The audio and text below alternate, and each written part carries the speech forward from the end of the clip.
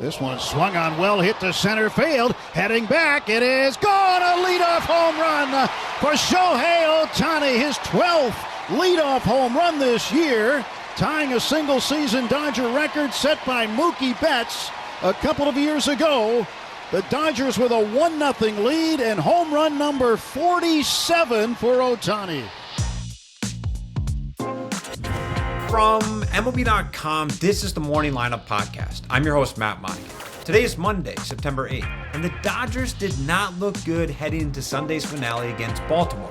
I think the city was talking about not letting them back in the stadium after their road trip.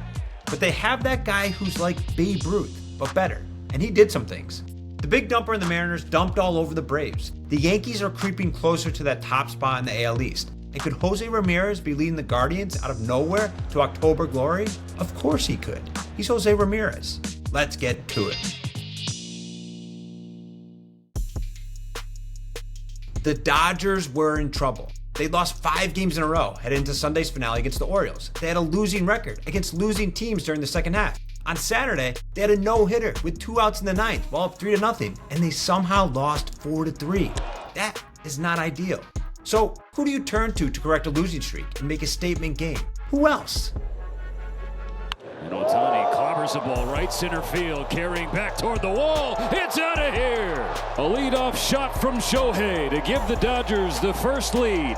Shohei Ohtani turned the first strike of the game on Sunday into his 47th home run of the year. It's his 12th leadoff home run of the season, tying a Dodgers franchise record set 2 years ago by current number 2 hitter Mookie Betts. 2 innings later, Shohei Ohtani. Ohtani, deja vu, right center field, and gone! 2 plate appearances, 2 bombs, 2-0 Dodgers.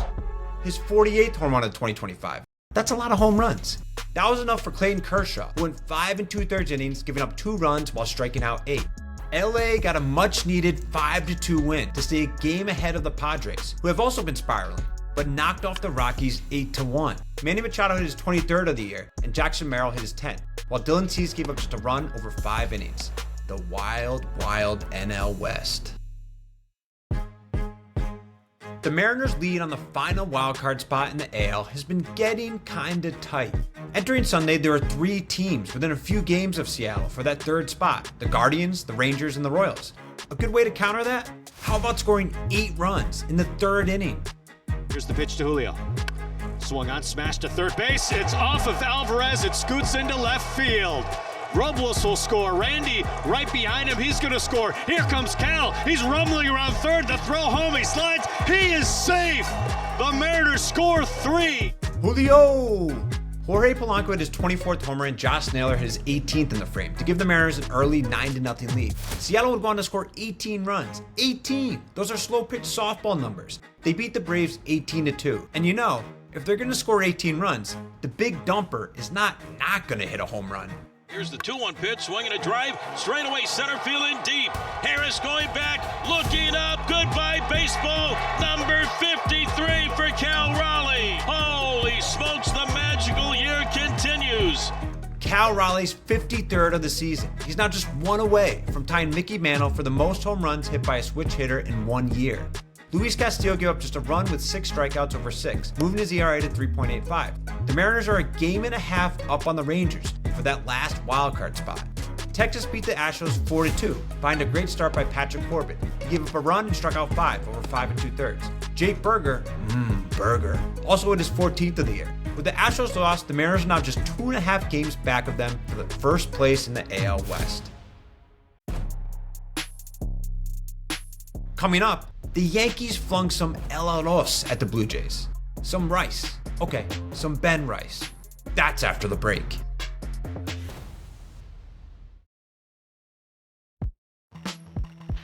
It was a big series for the Yankees coming into the weekend. 3 games against the Blue Jays, while 3 games behind the Blue Jays for the top spot in the AL East.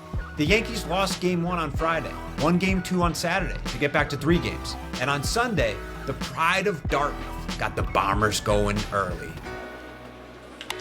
Driven deep to right field. Going back is Springer. Turning, looking. See ya! A home run from Ben Rice. And And just like that, the Yankees lead 3-0. An early 3-0 lead on Ben Rice's 23rd of the year. The Jays fought back with the help of a Vlad Jr. double.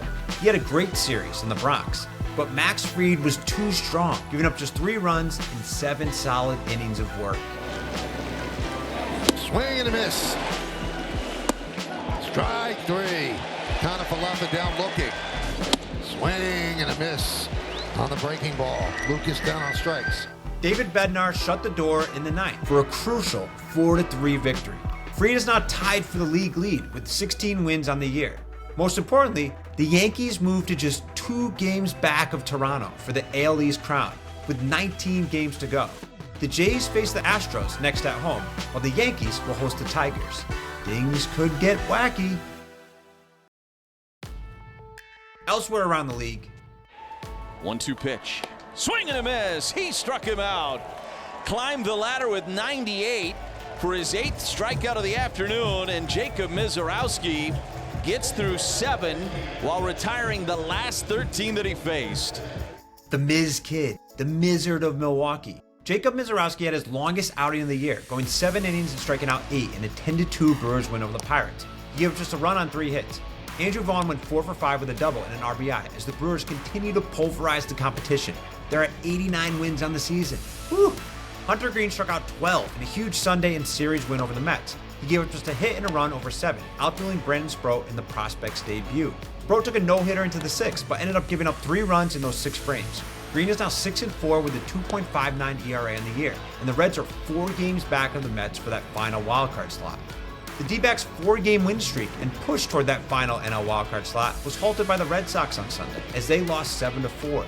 Brian Bayo gave up just 3 runs over 6, while Trevor Story added 2 hits in the victory. The Sox moved to 3.5 back of the Blue Jays for first place in the AL East and hold on to that 2nd wildcard spot. The D-backs moved 4.5 games back for the Mets for that final NL wildcard spot. The Giants, another team chasing wildcard glory, aren't we all, lost to the Cardinals 4-3.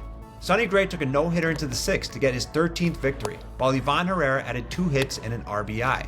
San Francisco is now 4 games back of the Mets for that last wildcard spot. In the AL wildcard chase, Jose, it's a fair ball right over the chalk, down the left field line, all the way into the corner. Angel Martinez scores the tying run. Jose's going for 3. Here's the throw. He is safe. And that passed Jim Thome for 2nd place on the Cleveland all-time RBI list.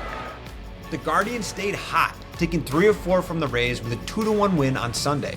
Jose Ramirez, the most underrated player to ever play baseball, passed Jim Thome in RBI total for 2nd in franchise history. Parker Messick gave up just a run over 6 innings. Cleveland is now 2.5 games back of the Mariners for the final wildcard spot in the AL, while the Rays fall 4 games back. The Royals are also now at 2 games back of Seattle for the 3rd wildcard, after they won 2 games over the weekend against the Twins, but then lost the finale 5-1. Bailey Ober gave up just a run over 5 1/3 innings for Minnesota, and Byron Buxton hit his 30th dinger of the year. For any other scores and news, head on over to MLB.com.